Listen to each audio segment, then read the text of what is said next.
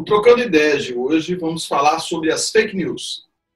Como convidados, temos Wesley Roberto de Paula, professor universitário, mestre pela Universidade Federal de Minas Gerais e coordenador da pós-graduação de Direito Digital e Inovação da PUC Minas. O outro convidado é Lair de Castro Júnior, mestrando pelo Instituto Nacional de Propriedade Intelectual, professor universitário na Faculdade Viana Júlio, em Juiz de Fora, e hoje temos um assunto atual e fantástico, que são as fake news.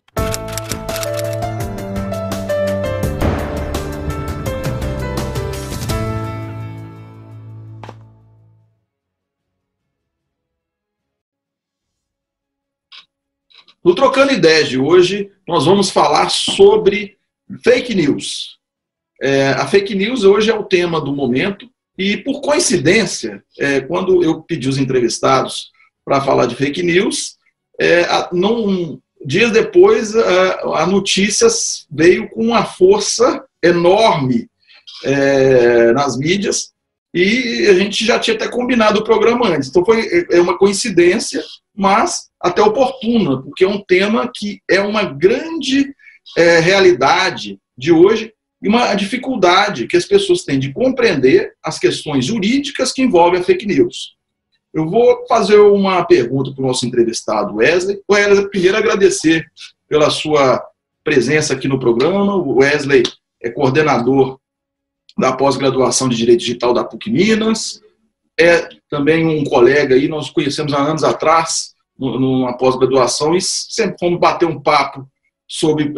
eu fui dar aula de direitos reais e começamos a falar de direito eletrônico, a lei do comércio eletrônico, e aí começamos sempre a trocar um papo, né, e ajudei o Wesley a montar uma pós-graduação que, por fim, ele conseguiu na PUC Minas. Wesley, como é que você vê essa questão da fake news hoje? O que você pensa aí que será a tendência disso? Primeiro, até explicar o que é fake news, né? Se você puder fazer essa gentileza. Bom, professor Cássio, antes de mais nada, é um grande prazer poder participar com vocês desta empreitada que o Instituto promove de forma tão inovadora, permitindo, né, que nós possamos discutir com a comunidade em geral, com a população em geral, não só aqueles que querem aprender um pouco sobre o direito e tecnologia, trazendo este tema que é de suma relevância e tão oportuno. Bom, antes de mais nada, e agora, né, em especial como o professor destaca, o tema estando em voga, como está acontecendo essa semana, ele tem sempre suscitado debates na atualidade em razão da forma como as notícias falsas vêm sendo disseminadas e como elas têm alterado o comportamento da população de um modo geral. Mas, e aí, dentro dessa ideia da fake news, que a gente hoje verifica de forma tão presente no nosso cotidiano, antes de mais nada, é importante a gente pensar que ela só está potencializada hoje em razão das redes sociais. No entanto, a ideia do fake news, né, a notícia falsa, ela remonta a Roma, né, porque os imperadores romanos e os seus sacerdotes e os seus vizinhos, eles tinham por hábito disseminar informações que não necessariamente eram aquelas que condiziam à realidade, né, até para que aquilo fosse uma forma de enaltecer determinada postura do governante. Só que, a partir da evolução da própria sociedade, nós vamos observando este conceito de notícias ou de fatos, não necessariamente falsos, mas eventualmente fraudados ou fraudulentos, ganhando um contexto muito significativo, né? E na história nossa, e aí a gente infelizmente não pode deixar de lembrar o episódio em que as notícias falsas transformaram-se na maior tragédia mundial, que foi o Holocausto. A ideia de uma verdade ser despida, ser desconstruída, e ela passar a ter um viés de confirmação mais adequado, foi um dos pilares do Estado nazista. Né? E aí a gente conhece no dito popular uma frase, né? Uma mentira repetida várias vezes se torna uma verdade. Né? Isso, na verdade, é uma frase do ministro da comunicação nazista, o Goebbels. E a partir daí, então, isso se transformou não só, né, algo com uma mera discussão social, e passou a ser utilizado politicamente. E, em especial, nossa mais recente história, e no Brasil em especial, o primeiro episódio que nós podemos ver associado da fake news à política foi na iminência da eleição de 2014, né, quando nós tivemos uma propalação de uma notícia do então investigado Alberto Youssef, de que ele teria morrido, né, teria sido assassinado na cadeia, o que levou ali até os veículos de comunicação a serem enganados e divulgar essa informação, dada a falta de preparação da nossa mídia àquela época. Isso, então, em 2014, era um fenômeno novo no Brasil, mas em 2016 a gente começa a ver a estruturação do fake news nas eleições americanas e, posteriormente, na discussão britânica da saída do Reino Unido da União Europeia, e tudo isso vai ganhando corpo. Né? E hoje, infelizmente, nós temos aí um cenário extremamente pernicioso da estruturação da informação falsa, do fake news, né, gerando toda essa, vamos dizer, né, a acerbação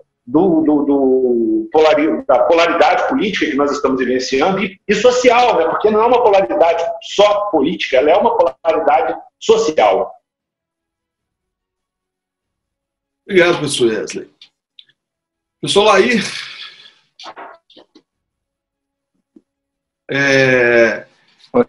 um grande problema da fake news, o professor, aliás, agradecer também ao convite do professor Lair. O professor Lair eu conheci numa live, né, feito pelo professor Franco, e aí né, acabamos ficando conhecidos, amigos virtuais, né, com certeza um dia teremos a oportunidade de nos conhecermos pessoalmente, professor Lair.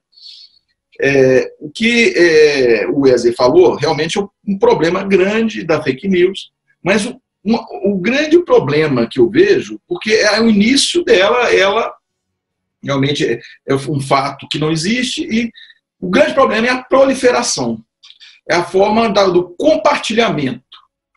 E nós não vemos legislações, né, em torno disso. Eu recentemente vi uma na Bahia, até acho que comentei com um de vocês, e até questiono a competência, porque ela tinha questões de penalização, mas eu entendo que isso é de competência de matéria federal, não estadual.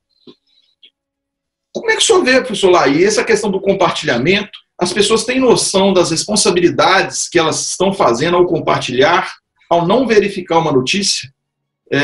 Como é que você vê essa estrutura hoje, dessa praxe que é feita, e a desinformação das pessoas em relação daquilo que elas transmitem como sendo verdades? Bom, primeiramente, uma satisfação, obrigado pelo convite, uma satisfação estar aqui podendo participar com vocês, né? Professor Castro, professor Wesley, pessoas de profundo conhecimento da área, é uma honra mesmo estar aqui junto com vocês para poder conversar sobre o assunto, que, como a gente estava conversando anteriormente, né, e é muito interessante seu questionamento, pelo fato que eu sempre penso muito nisso, sabe? Eu acho assim, pô, a fake news, ela existe, né, a fofoca existe porque alguém propaga, né? Se eu crio um assunto inverossímil e uma outra pessoa passa a propagar, eu cito o que o Wesley falou, né? Uma mentira dita várias vezes acaba por se tornar verdade. Mas hoje me assusta muito as pessoas terem muito acesso à informação e possibilidade de verificação daquilo e não fazerem, né? O que a pessoa passa para frente o assunto como se fosse, assim, verdade absoluta, sem verificação alguma, e esquece das implicações. A gente tem inúmeros casos de condenação judicial por pessoas que simplesmente propagaram a informação. porque o prejuízo causado por elas é absurdo, né? Eles causam um prejuízo gigantesco a várias pessoas e eles são responsáveis por isso, né? Eles podem ser responsabilizados por isso também. Então, é muito importante que as pessoas entendam que a publicação, a transmissão também é passível de punição. E apesar da gente ainda não ter legislação específica, né, como você colocou, principalmente agora nessa época de Covid, né, existem iniciativas estaduais falando disso. E eu concordo com você, né, de competência da nação fazer esse tipo de legislação, porque é tipificação penal. Então, a gente não pode fazer tipificação penal estadual. É inconstitucional isso. Mas eu vejo punições administrativas, e aí eu até entendo que poderia ser feito, né? Mas há uma preocupação muito grande hoje, em termos de legislação, a gente tem dois caminhos bem definidos aí, né? A eleitoral e a do Covid. Então, hoje eu já vejo iniciativas, seja por MP, seja por alteração no Código Eleitoral, de punição dessa desinformação, né? Que eu acho que é o que tem que ficar mais claro, porque eu acho que às vezes as pessoas elas não entendem o que é o fake news, né? Ah, eu vou contar uma mentira e passar ela para frente. Não, você vai produzir desinformação. E desinformar é muito mais grave do que uma simples mentira, né? Desinformar é você trazer uma informação completamente falsa que gera um resultado terrível e em cima desse resultado a produção dos efeitos pode e deve ser punida, tanto por quem criou quanto por quem propagou, né? Então, eu tenho visto iniciativas mundiais, inclusive, né, nesse sentido do combate, muito bem citado aí pelo Wesley, a questão do Brexit, a questão do Wikileaks, né, aquela época das informações que estavam sendo divulgadas. Você vê hoje a utilização de manipulação clara, utilizando fake news para produzir resultados específicos. Então, isso, assim, deve ser muito trabalhado, e eu acredito que as pessoas elas precisam se informar, né, e não se desinformar, porque a meu ver aí, a meu sentir, eu entendo que desde do Twitter, nós tivemos a diminuição da informação, né, então nós estamos limitados a 140 caracteres, vamos passar a maior quantidade de informação possível sem profundidade nenhuma. As pessoas se acostumaram com aquilo e elas passam a acreditar em headlines, né, em títulos, ao invés de ler como um todo. E aí a gente fica sujeito a uma enxurrada gigantesca.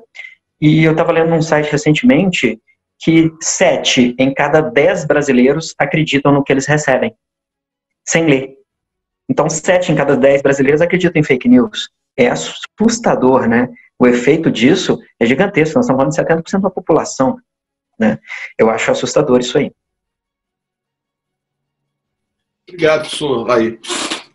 Um detalhe que o senhor colocou foi muito importante aí. Começamos a nossa sociedade de ter que fazer reflexões sobre a notícia. Talvez é um ponto que você colocou que é importante, porque como parte da sociedade, hoje talvez nós temos criar uma cultura e uma obrigação do dever de checar as fontes de informação. Porque antigamente é até razoável isso, porque antigamente nós não tínhamos essa questão da internet, a notícia vinha geralmente por jornais impressos, escritos, era a nossa fonte de informação. E a rede social hoje, ela, além de você ter uma comunicação em meio digital, a facilidade de propagar e transmitir é muito fácil. E qualquer um hoje, querendo ou não, diante dos blogs e outros veículos, você fazer uma notícia é muito fácil. Então, a credibilidade, igual a gente tinha de jornais, né, que tinha uma referência, ou outros institutos, era muito grande. Hoje não, a notícia é gerada por qualquer tipo de blog. Eu acho que a cultura mudou, e talvez a cultura nossa de cidadão digital, uma dessas é modificar, né, na questão de receber alguma coisa, checar a informação. Wesley, uma coisa importante que está acontecendo na fake news, que existe até na lei eleitoral, que pune algumas situações, que é quando há um impulsionamento. porque algumas dessas notícias elas têm um cunho de propagar o mais rápido possível. E se utiliza de robôs, né, da inteligência artificial, e ela começa a propagar para blogs, para não sei quanto, e às vezes você vê um robô em diferenças de menos de minutos. A mesma notícia foi gerada para várias pessoas que você vê que se fosse uma pessoa por forma manual jamais conseguiria fazer.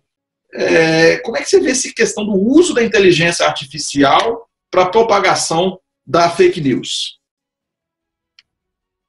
Bom, a ideia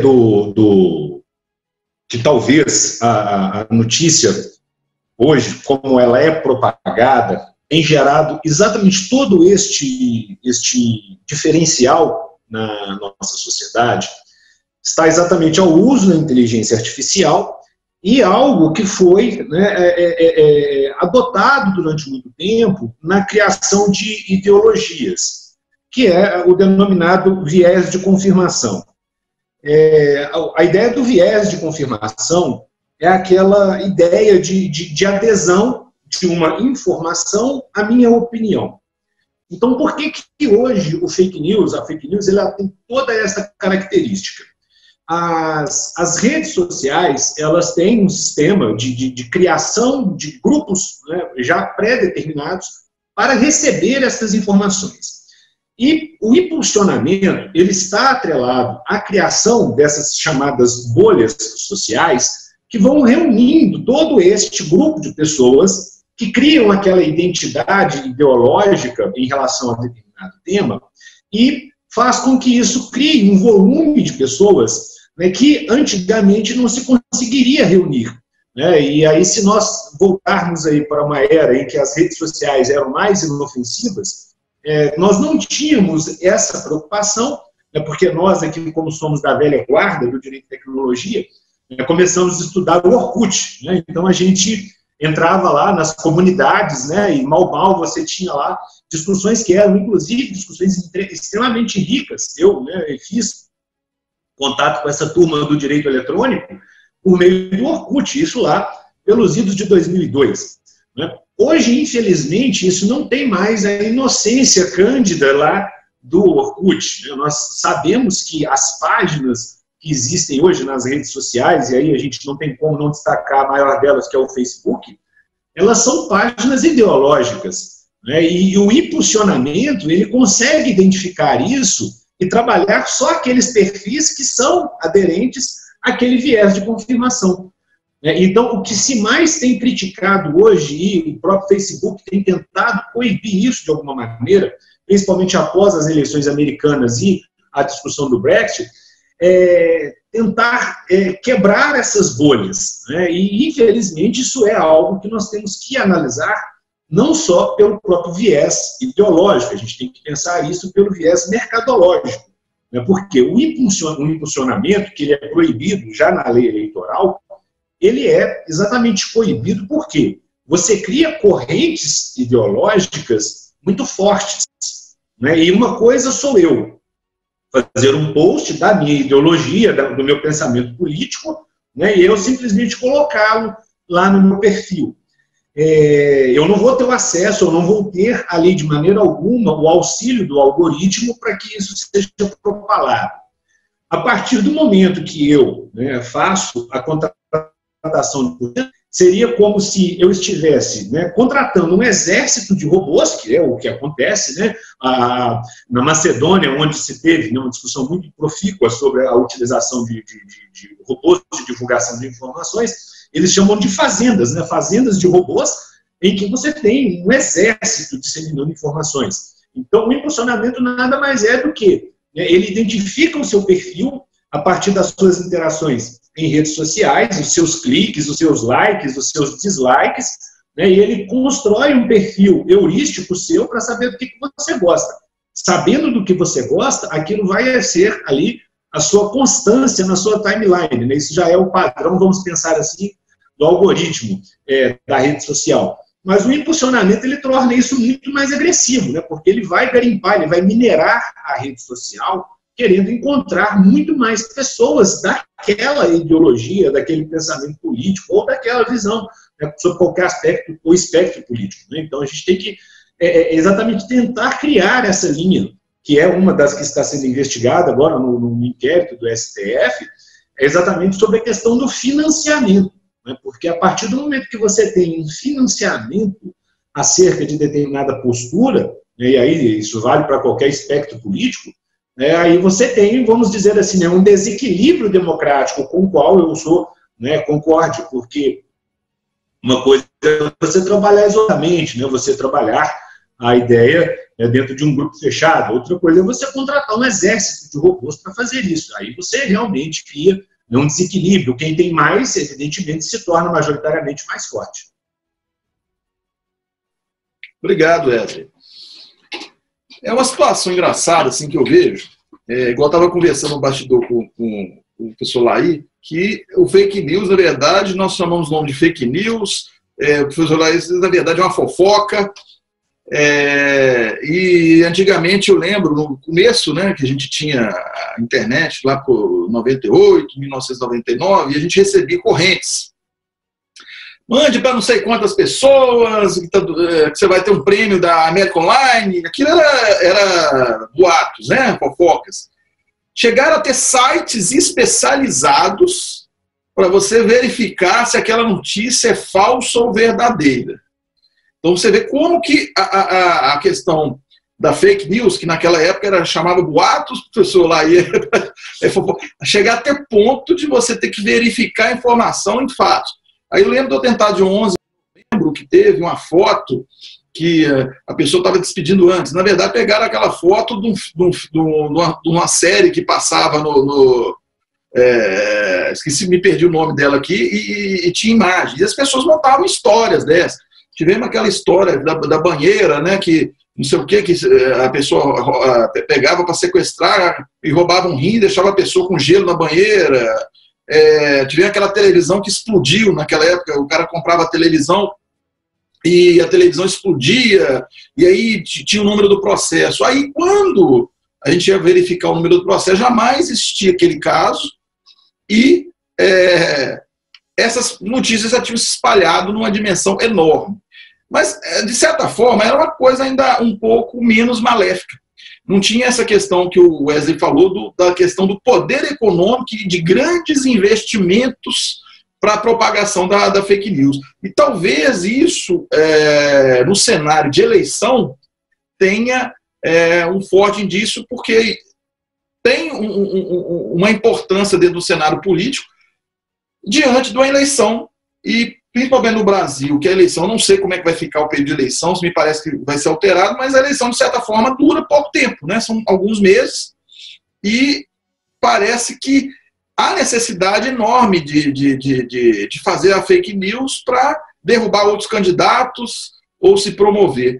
Professor Laí, diante dessa, desculpa a minha fala um pouco longa, como é que você vê essa mudança da fake news, daquela coisa um pouco ingênua, que era feita há 20 anos atrás, para essa dimensão econômica com um aparato todo por trás para poder, de certa forma, legitimar essa notícia falsa? Bom, professor, primeiro, está rindo aqui nos bastidores com essas nossas histórias aí, né? Nós somos da velha guarda, né? Ele falou do Orkut, eu lembrei muito do Orkut naquela época e dos primeiros desenvolvimentos. E é basicamente isso, né? É uma evolução do entendimento de pseudo-inocência, de pequenos boatos, né? Os bots que tinham antigamente, começaram dessa maneira, né? E, como o senhor também tinha falado comigo no bastidor, e eu acho que hoje o pessoal entendeu, principalmente com a utilização e crescimento da inteligência artificial, que promoveu uma boa utilização da Big Data, né? Você consegue traçar esse perfil que o Wesley falou aí do usuário de uma forma tão bem feita, que a influência econômica hoje, utilizando fake news, né? Formações de opiniões de ódio, formações de efeitos extremamente graves, elas ficaram muito efetivas, muito grandes. Então, sim, a gente tem que investigar muito a influência econômica, porque você cria suspeitas, né? Veja aí o caso da Cambridge Analytica, de eleições ganhas por conta disso. Então, assim, você vê que já não é uma questão da vontade popular, né? É um direcionamento. Então, você tem você afeta diretamente a democracia. É muito sério. Isso tem que ser muito bem tratado, isso tem que ser muito coibido e punido, porque você efetivamente forma a opinião de uma forma completamente direcionada, né? A inteligência artificial ela é muito efetiva nisso. As informações captadas pelo Big Data, né? pela grande banco de informações que a gente tem sobre nós, é muito grande e todo mundo deu informação demais sobre a própria pessoa, o que permitiu com que a fake news hoje ela consiga ser efetiva. Eu vou contar a mentira que você quer ouvir e você vai passá-la para frente para o grupo que você é afeito, porque você já formou esse grupo e esse grupo vai propagar. Então, assim, você vê um trabalho extremamente inteligente, extremamente bem conceituado e estruturado para promover um resultado que muito possivelmente será atingido. E quando você vê que o dinheiro pode influenciar nisso, aí você muda toda uma possibilidade de uma efetivação democrática de representação para, mais uma vez, o dinheiro influenciando em resultados que podem implicar na vida de todo mundo, né? Isso é muito sério. Eu gosto de citar um exemplo também da seriedade.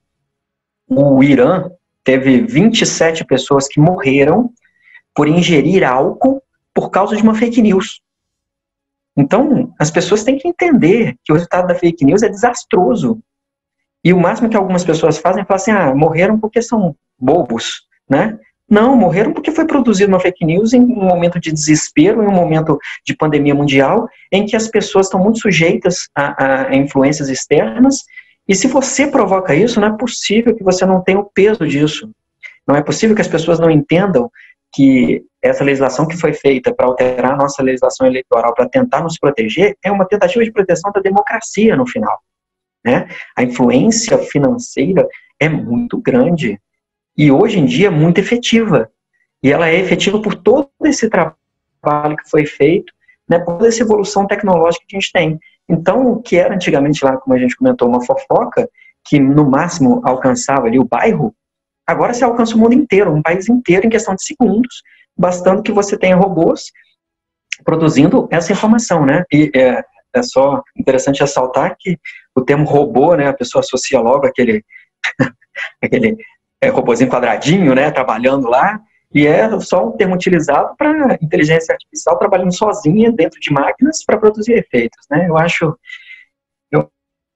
que a gente está num momento de muita análise disso. Nós que somos, mais uma vez, né, da velha guarda, a gente viu isso crescendo muito, então a gente tem condição muito grande de avaliar isso com critério. Eu acho muito legal, mais uma vez, essa iniciativa sua, Cássio, de chamar a gente aqui para bater papo sobre isso e tentar esclarecer a população.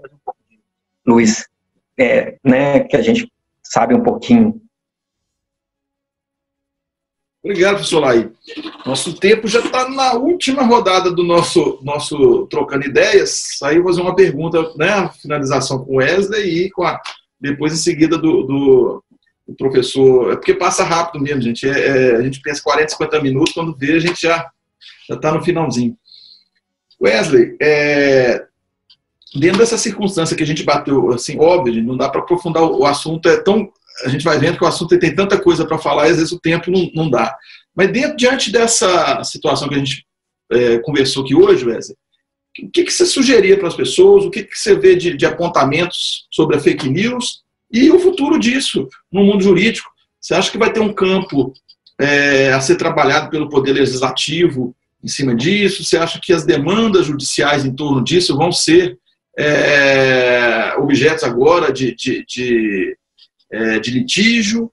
Como é que você vê essa questão do fake news nós temos a eleição daqui a pouco também, né, no segundo semestre, e na tendência que ela vem crescendo, a fake news? Qual que é o cenário que você vê isso para daqui a uns anos aí e as preocupações que nós temos a enfrentar no meio jurídico? Bom, nós temos à frente um cenário extremamente, vamos dizer, não nebuloso, mas talvez complexo a se desenvolver em relação ao fake news. Primeiro, vamos pensar no campo da legalidade. Tá? Infelizmente, eu tenho uma visão de que no Brasil a gente tem um processo legislativo muito fraco, a gente tem um processo legislativo muito confuso, não pelo que está descrito na legislação, na nossa Constituição Federal, acerca da produção das leis, né? Mas a gente tem o péssimo hábito de fazer lei para disciplinar lei. Né? A gente não consegue trabalhar muito, eu estava falando isso outro dia para uma turma minha de pós-graduação, a gente não tem uma associação muito boa da ideia dos decretos, né, como eles realmente devem ser utilizados, né, e aonde nós precisamos ter criação de lei, muitas vezes nós não temos. Né? E aí nós estamos falando sobre essa celeuma, principalmente instalada essa semana, após a operação que foi feita de busca e apreensão a dispositivos e pessoas envolvidas na disseminação de fake news, e a pauta do Congresso está aí, né, para se tratar alterações legislativas. E a legislação que nós já possuímos, ela é capaz de atender a grande maioria dos eventos danosos causados pelas fake news. Por quê? No âmbito penal, nós temos os crimes contra a honra, que são passíveis de serem aplicados ali em qualquer um dos seus contextos, tanto a injúria, a calúnia ou a difamação, elas podem ser atraídas para o crime quando se envolve a fake news. Nós temos a Lei de Segurança Nacional, que também ela é possível de ser aplicada quando você tem situações envolvendo fake news e que estejam, de alguma forma, associadas ao causar pânico, desgoverno ou qualquer outra situação análoga. Nesse momento da pandemia, que a partir de março, que ele se tornou para nós, né, ali da segunda quinzena de março, oficial no Brasil, nós tivemos 2 episódios, né, e 2 episódios mineiros envolvendo a persecução criminal da prática do fake news. Né? Uma foi do rapaz que lá na nossa central de distribuição aqui de alimentos, na Ceasa, fez uma imagem e divulgou como se nós já estivéssemos ali na primeira semana da quarentena sofrendo um desabastecimento. Isso é algo gravíssimo, porque, né, a população está desenvolvida, acaba assim, né, e a reunião uma proporção nacional porque foi divulgada, né, na rede do próprio presidente da República. E depois nós tivemos um outro caso envolvendo a senhora falando lá que, né, caixões estavam sendo enterrados com pedra aqui em Belo Horizonte. E, claro, também a polícia localizou e essa pessoa já está aí em curso no devido processo legal. E criminalização vai acontecer com base nessa legislação e, claro, né, a busca tem que ser pelos meios judiciais. E eu sempre oriento, né, as pessoas que me procuram e, eventualmente, os clientes também, e até de forma educativa, né, a gente tenta sempre falar para as pessoas tomar cuidado com a divulgação da informação e checar o mínimo necessário. Né? Aqueles argumentos absurdos, aquelas coisas totalmente sem pé nem cabeça que você mostra para uma criança, ela se assusta, isso não pode ser verdade. Né? O problema é que nós estamos vivendo uma sociedade tão maluca, tão louca, que às vezes as coisas são verdade. Né? Então acaba que, por mais absurda que possa parecer a informação, a gente tem que tomar um certo cuidado e fazer uma checagem mínima disso. Obrigado, Wesley. Professor Lair, as considerações finais, que você vê o futuro aí da fake news no aspecto do poder legislativo, o que nós vamos enfrentar aí no judiciário ainda, será uma tendência? Como é que você vê a perspectiva disso aí para os próximos anos?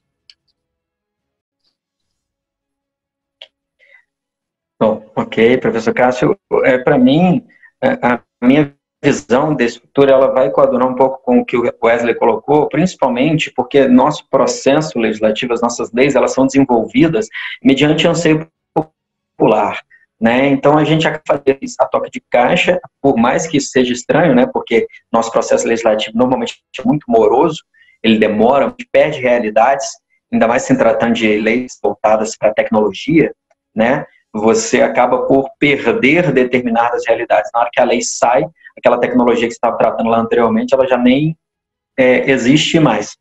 Então, assim, eu dou como exemplo a lei de crimes informáticos, que sai por causa de um anseio popular produzido por uma situação de uma pessoa que estava na mídia. Então, assim, você vê que a coisa ela não é muito boa, né?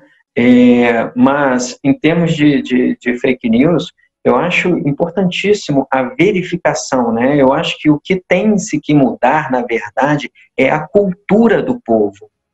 Porque você pode fazer legislações para punir, você vai punir as pessoas que promovem fake news, que impulsionam, punir as pessoas que usam a parte financeira, né? O projeto de lei que está para ser votado aí no Senado, até semana que vem, provavelmente, ele tem essa indicação de punição desse tipo de ato, da influência, da desinformação, do que ela gera. Isso é muito legal, isso é muito bom, muito importante.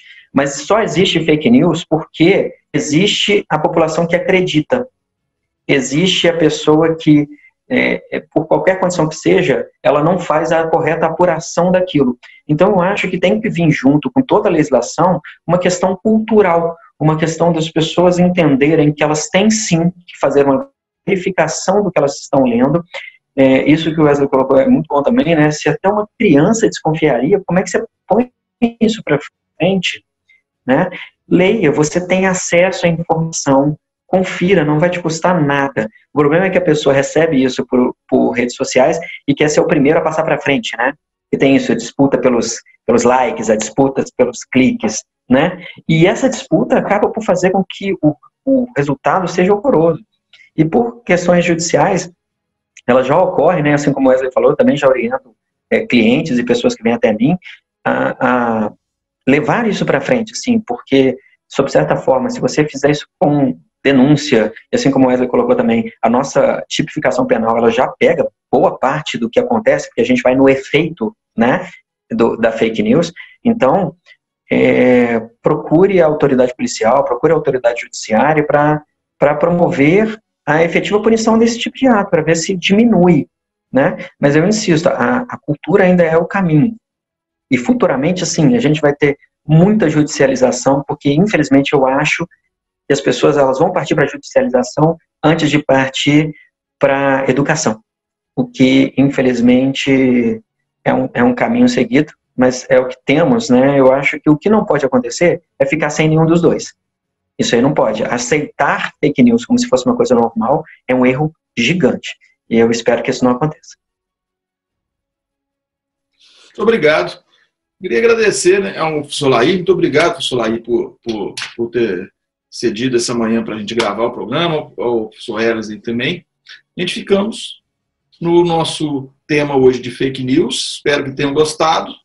E não deixe de assistir o nosso programa toda quarta-feira, às 17 horas. Quem quiser acessar a nossa rede é www.ideiaonline.org. Até a próxima.